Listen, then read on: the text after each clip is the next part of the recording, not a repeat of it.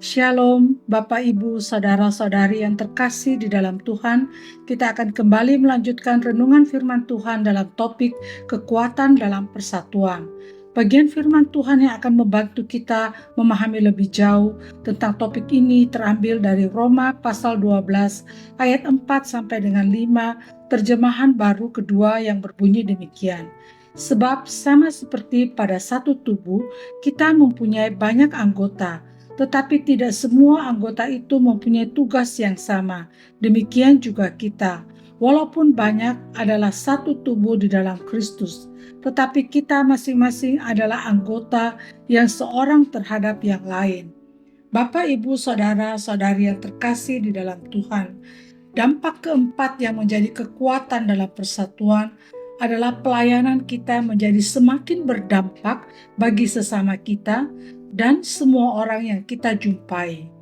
Sebagai anggota tubuh Kristus, tantangan terbesar kita dalam melayani adalah perbedaan yang ada dalam diri kita.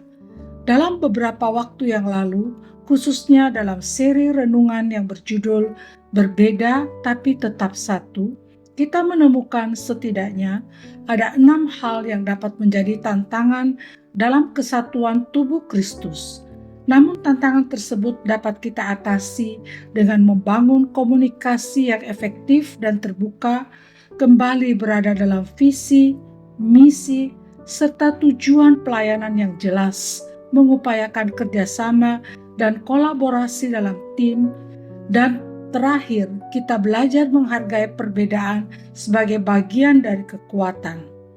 Sebagai orang-orang yang telah menerima anugerah keselamatan, tantangan seharusnya tidak membuat kita semakin undur dalam pelayanan, karena kita melihat tantangan tersebut sebagai peluang untuk bertumbuh. Di mana ada peluang untuk bertumbuh, berarti ada kesempatan untuk membuat pelayanan kita semakin efektif di tengah keberbedaan kita. Hal yang serupa ditulis oleh Paulus dalam suratnya kepada jemaat di Roma.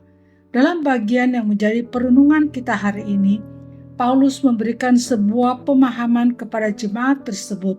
Sampai dengan 5, memberikan sebuah pemahaman tentang bagaimana seharusnya mereka sebagai orang percaya berinteraksi satu sama lain, dan itu dimulai dengan sebuah pemahaman bahwa mereka adalah bagian dari satu tubuh. Dalam ayat keempat, Paulus menggunakan penggambaran satu tubuh untuk menjelaskan realitas gereja atau persekutuan umat percaya. Seperti tubuh manusia yang memiliki tangan, kaki, mata, dan telinga, demikian pula gereja terdiri dari individu-individu yang beragam. Penggambaran ini efektif, karena meskipun tubuh manusia terdiri dari bagian-bagian yang berbeda dan tidak dapat digantikan, tetapi tetap adalah satu kesatuan yang utuh. Banyak anggota menekankan keberagaman. Tidak ada satupun anggota gereja yang sama persis dengan yang lain. Allah menciptakan setiap individu dengan karakteristik karunia rohani, bakat, dan pengalaman yang berbeda. Keberagaman ini adalah rancangan ilahi dan bukanlah sebuah kebetulan atau cacat. Dan di dalam keberagaman itu, setiap anggota memiliki fungsi atau peran yang spesifik. Tangan tidak bisa melakukan tugas mata, dan telinga tidak bisa melakukan tugas kaki. Demikian pula dalam tubuh Kristus. Seorang pengkhotbah memiliki peran yang berbeda dari seorang pendoa syafaat, dan seorang bendahara memiliki peran yang berbeda dari seorang guru sekolah minggu. Peran yang berbeda ini tidak membuat satu anggota lebih penting dari yang lain, melainkan menunjukkan bahwa setiap peran adalah esensial untuk keutuhan tubuh Kristus. Jadi meskipun kita adalah banyak dan berbeda, kita disatukan untuk menjadi satu tubuh. Oleh karena kita berada di dalam Kristus, sekali lagi, kesatuan ini bukanlah keseragaman, melainkan persatuan rohani yang diikat oleh Kristus sebagai kepala. Dan sebagai bagian dari tubuh Kristus, kita saling bergantung satu sama lain. Oleh sebab itu, kita tidak boleh hidup secara individu di dalam gereja.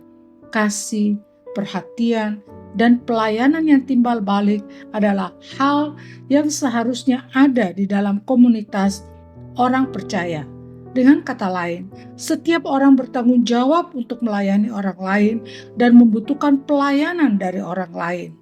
Bagian ini memberitahukan kita bahwa persatuan sejati dalam gereja bukanlah tentang keseragaman, melainkan tentang bagaimana setiap individu yang beragam dengan peran yang berbeda pula tetap bersatu di dalam Kristus dan saling melayani agar kehadiran kita sebagai tubuh Kristus berdampak bagi sesama kita dan juga bagi orang-orang yang berada di luar komunitas kita. Pertanyaan untuk kita renungkan bersama. Bagaimana cara kita melihat diri kita sebagai bagian dari tubuh Kristus? Bagaimana kita menghargai keragaman yang ada di antara saudara-saudara seiman? Apakah kita melihat semua perbedaan itu sebagai sebuah kekuatan atau justru sebagai sebuah hambatan? Mari kita berdoa.